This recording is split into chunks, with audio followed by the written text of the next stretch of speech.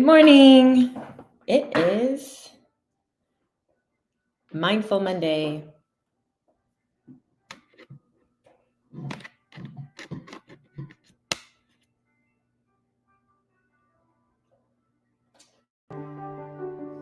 Shankar and I are, hope I'm not too loud there. Shankar and I are getting ready to fly to Barcelona, and in only a few minutes, we'll be getting in a taxi and we'll be driving over to the airport. And so I spent a little bit of time this morning getting some last minute things ready. But, he asked me, "Are you going to go live today?" And I said, "You know what? I am." So here I am showing up out of the belief that mindfulness is really, truly, indeed a daily habit. And there are excuses you can make. There are reasons you can say you can't take 10 minutes out of your day, 5 minutes out of your day. But the truth is, at some point, you have to make a decision. And that decision will add up to all of the sum of who you are. It's the daily, bit by bit moments that make you who you are. So when times get tough, it's not a switch that you're flipping on. It's the rewiring of your neural pathways that are controlling a lot of your behavior and your decisions. So put yourself in a better position to do the tough things, even when it's not easy, and you'll be better for it. So today, with that being said, I am showing up for you, and I am going to lower the music a little bit. All right, so I have this book called A Mindfulness-Based Stress Reduction Workbook. It's a beautiful book by Bob Stahl and Elisha Goldstein. And it's got a foreword from one of my favorite mindfulness instructors. Do you see here? I don't know. Hopefully you can see. Jon Kabat-Zinn. And I worked through this workbook about a year or so ago, and I do return to it. And I wanted to weave some of this in together because I think that there's a lot to do. I just talked about mindfulness and how to practice it, and I wanted to go in more detail on how to practice it because there are attitudes of mindfulness, and I think it's important to just keep this in mind so that you understand mindfulness doesn't have to be something that you're forcing upon yourself. It doesn't have to be something that's complicated. It's just like meditation. Meditation doesn't have to be this elaborate thing that's heavy, that's a chore. And so this is out of chapter 3 of this workbook, How to Practice Mindfulness Meditation. And I'm just going to go through some of the things that stood out to me. First of all, talking about what the attitudes of mindfulness are. So, remember how I said your breath is always with you? So if we really keep that in mind, your breath is always with you. And we use our breath as an anchor because we understand the breath is, you can manipulate your breath. You can breathe faster and faster and faster, and then you can start activating all kinds of hormones in your body. Typically, you wouldn't do this induced. You'd probably just do it under stress, normally, regularly, without even consciously thinking about it. If you get, you really feel like you're kind of under attack or a threat, your hands might start sweating and your heart rate starts pulsing. Maybe your breath increases. Those are all signals and communications to the rest of our body. So we can also do the opposite. We can slow down. We can inhale and hold and exhale and hold and do it again. Hold, exhale, hold, and already start to feel the differences in our body where we start to relax the muscles, the jaw, all throughout our body. And that's just with your breath. So this is what I mean by, I think this the start of so I mentioned John Kabat-Zinn, and why I really appreciate him is because he brought mindfulness practices to the United States decades ago, 70s, 80s, and he did it in a way where it wasn't tied to religion. So in a lot of cultures and in a lot of religions, you have mindfulness and breath, all of these kind of practices built in to the religion. And if you don't subscribe to that religion, you can't really practice it. So what he did was remove kind of like if you think of Buddhism, which is really a kind of a great example of how they understand detachment, because if you detach yourself, then there is less suffering. Um, but there's also a lot of practices that have to do with your mind, like controlling your body. And this is how you achieve certain things. And the same can be said about like we understand yoga and different things like that. But John Kabat-Zinn was like the first to really not secularize, I'm sorry, to secularize the practice of mindfulness and codify it and put it into kind of like an academic sort of structure. And if you're familiar with that, or you have, maybe it's the first time you've heard of John Kabat-Zinn, I really encourage you to watch a video or so on YouTube or even on a masterclass. It's really cool. So he has, why did I actually mention him? There's a reason that I mentioned him and it will come back.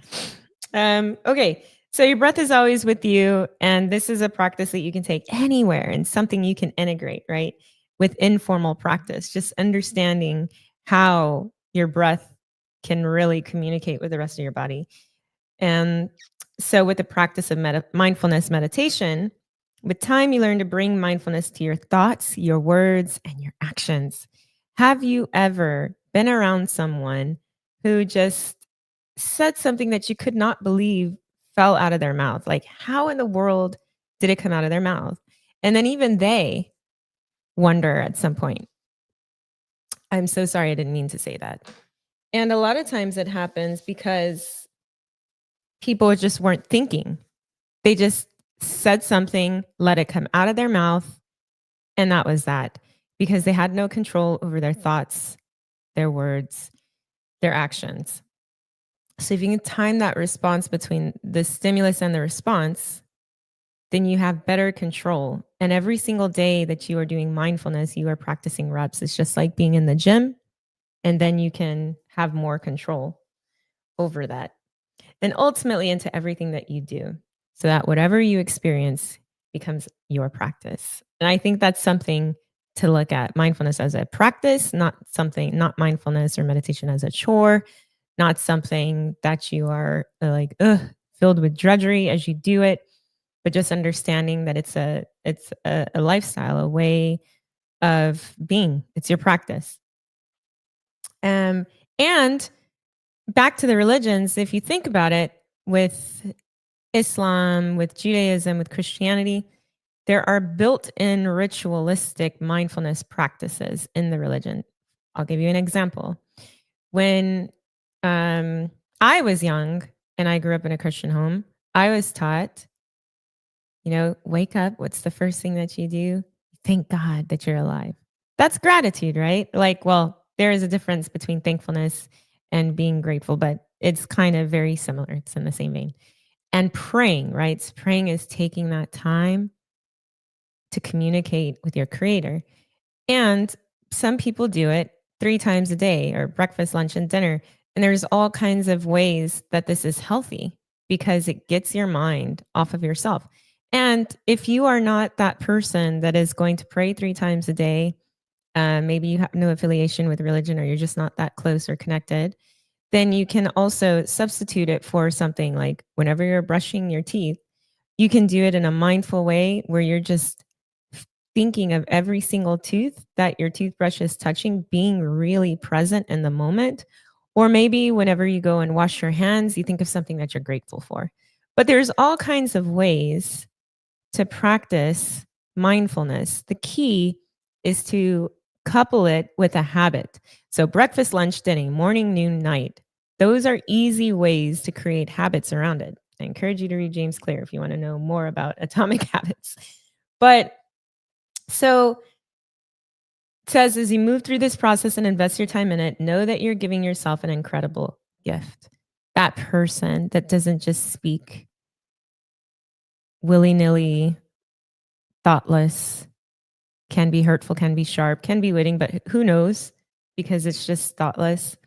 But you give yourself an incredible gift. You become incredibly observant, thoughtful, calculated, and that helps you have inner resources to deal with conflict, to deal with going into a rough business meeting or to recover from loss. But it's the everyday things that you do that are going to allow you to keep up with a busy and a stressful world.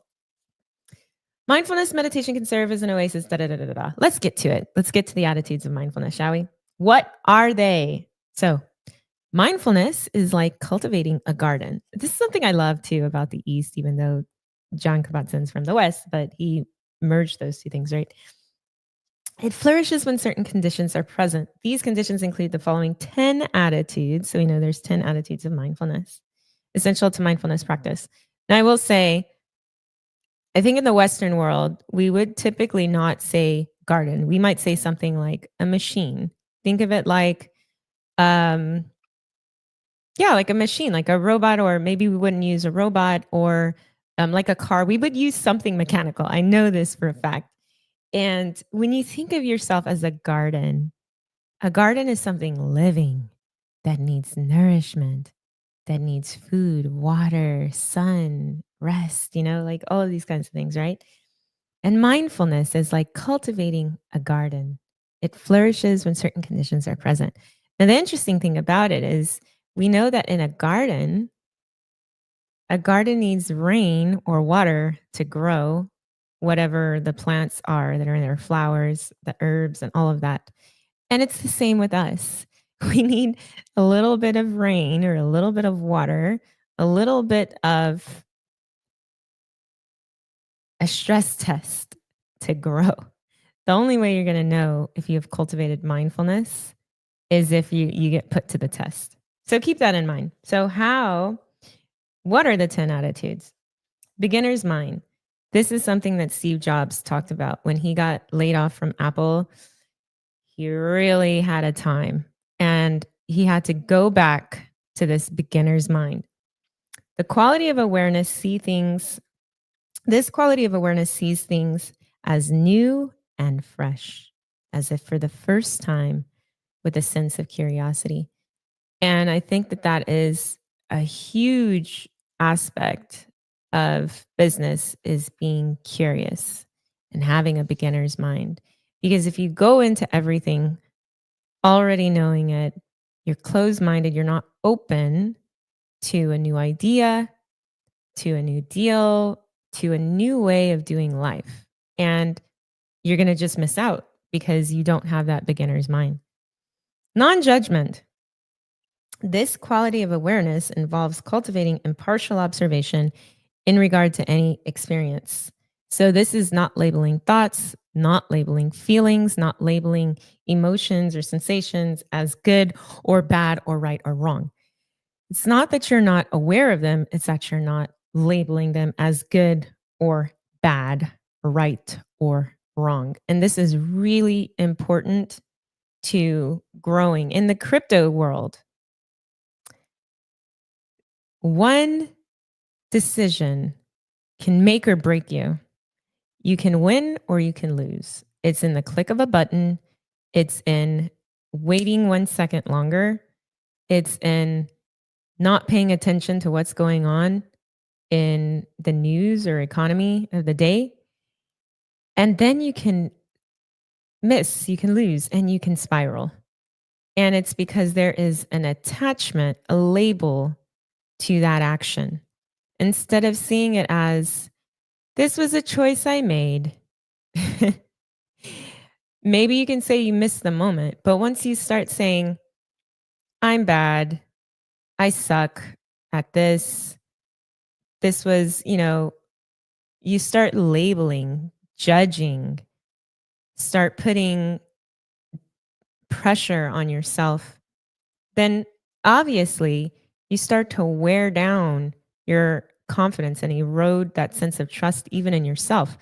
Why? Because you're discounting all the other 5 moves that went right. And I know very well in finances that it is about how much you win or don't lose or whatever.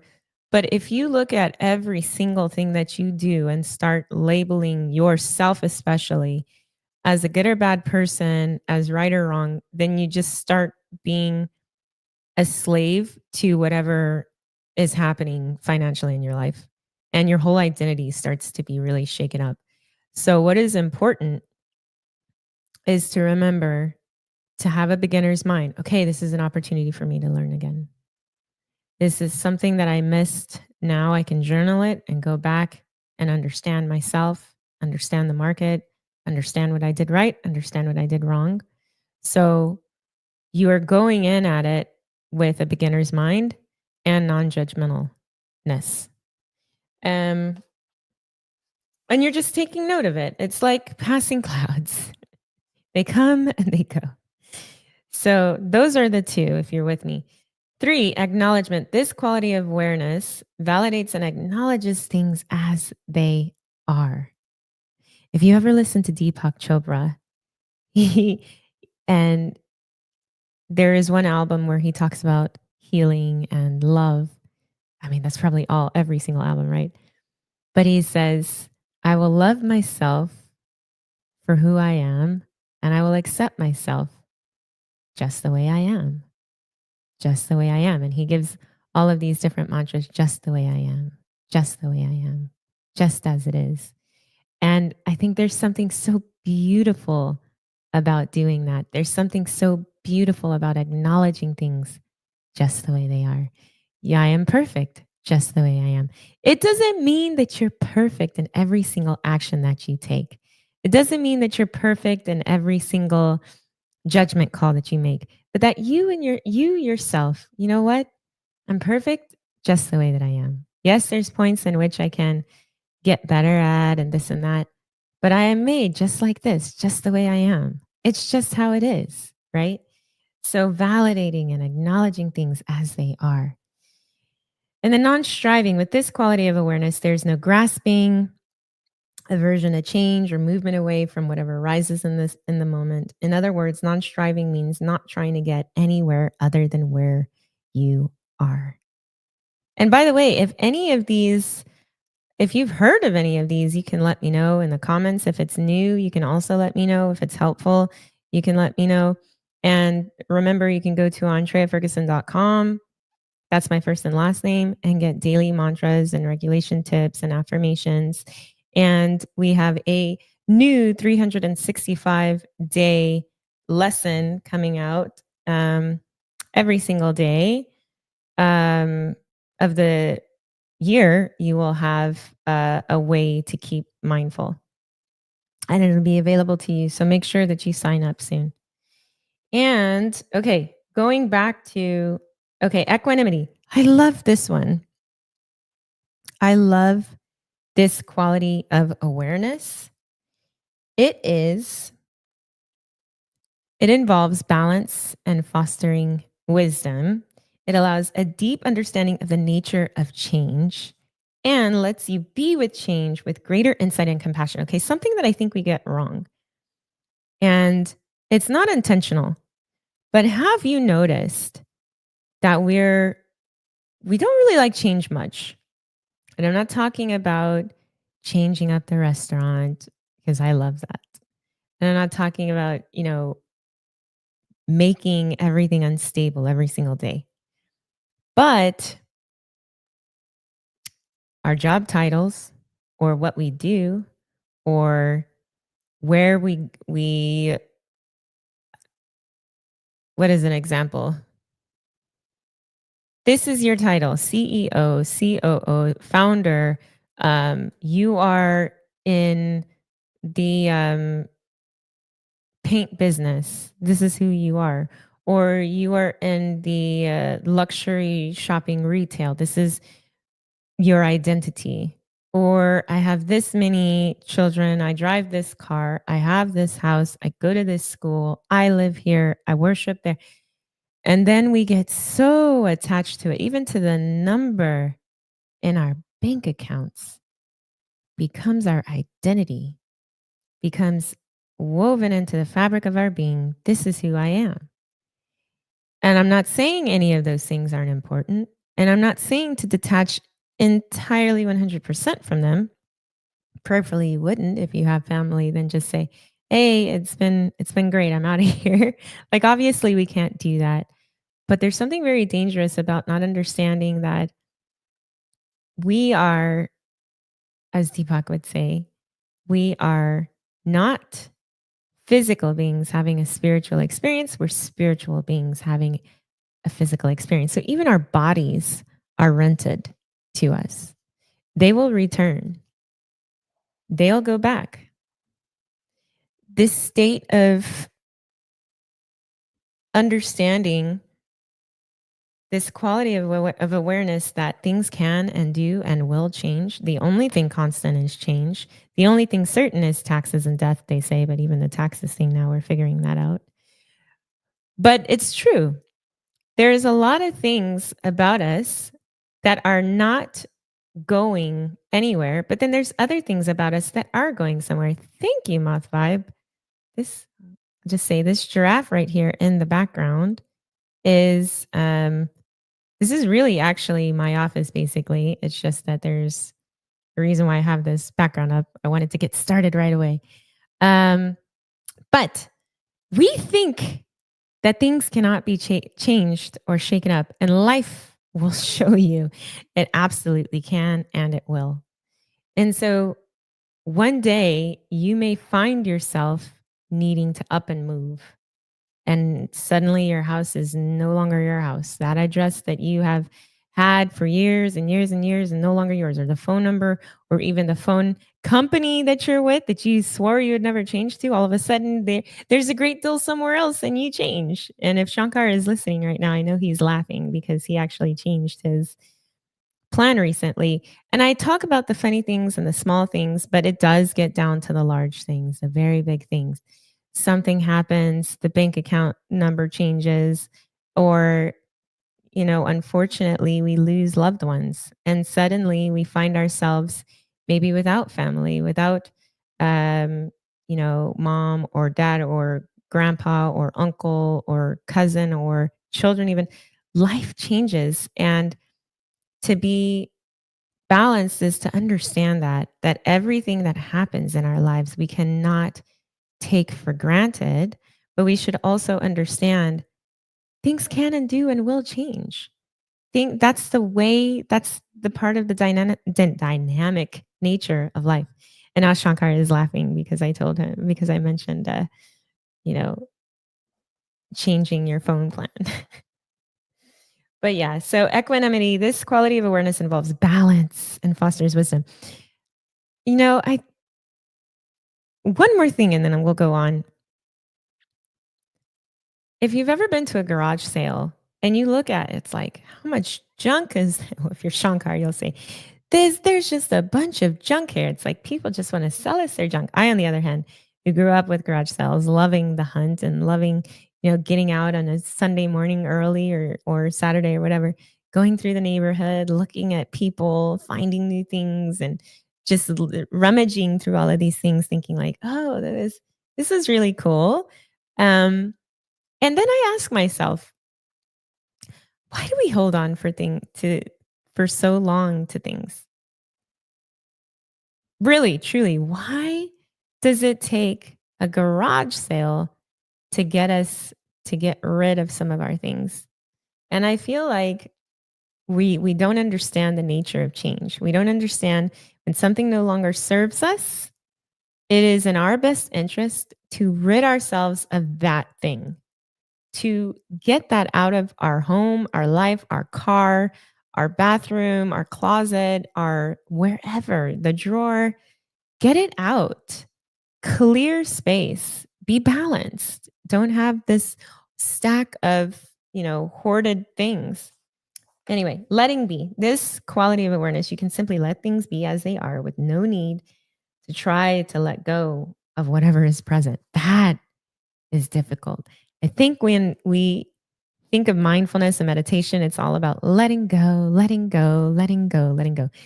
Some of the biggest breakthroughs I've had was a result of me just sitting with something, just sitting with, not trying to do anything, just sitting with it.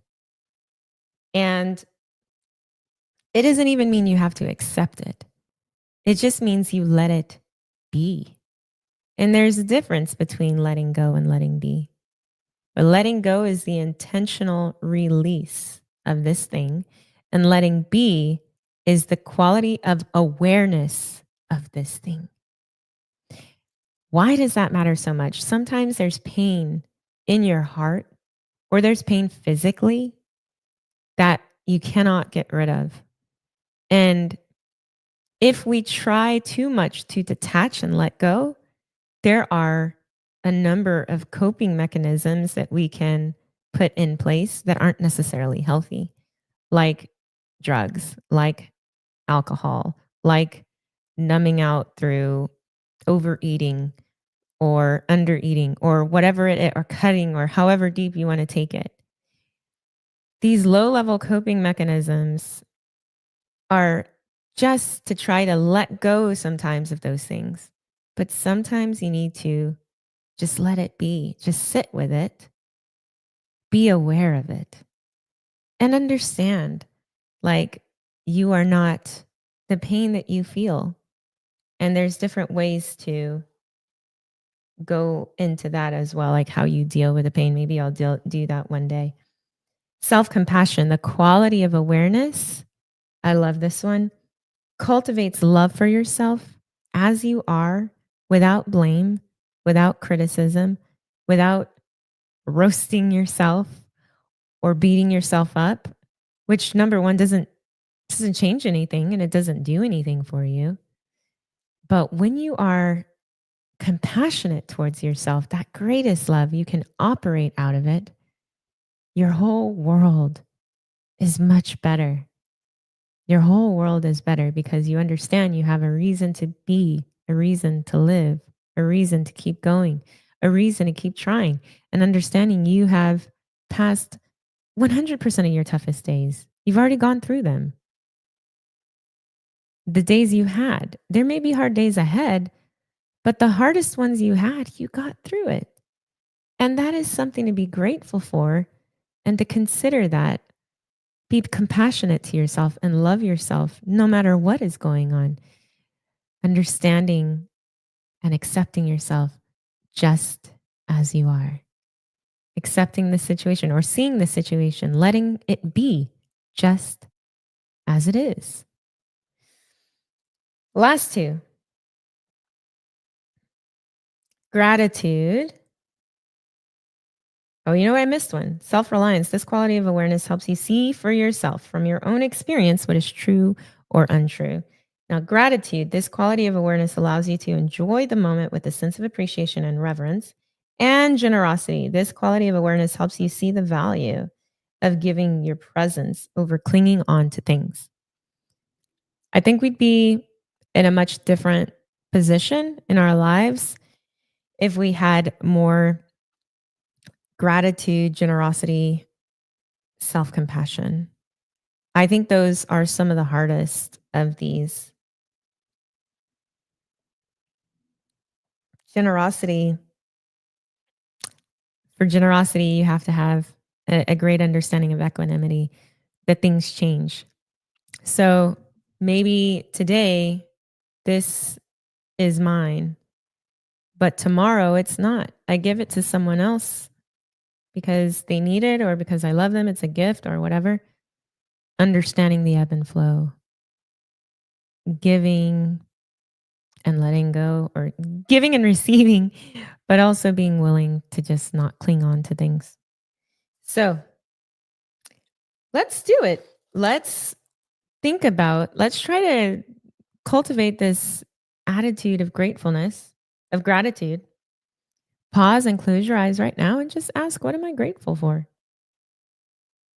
You don't have to look for anything in particular, just see what arises.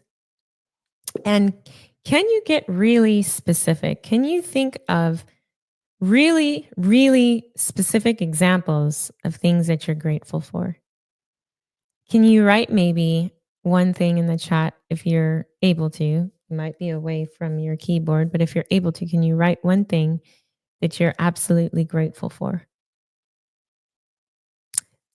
And I know I'm grateful for you. I'm grateful that you showed up. I'm grateful that you took the time today to have a Mindful Monday. I'm grateful that that Shankar asked me, are you going to have the show today? And I'm grateful that I have my breath with me. I can go anywhere in the world and I can calm myself in 90 seconds because I know how to breathe. I know how to do it. And like I said, if you want every day someone to give you just a little affirmation, a little tip, a little mantra, or something that just is super quick.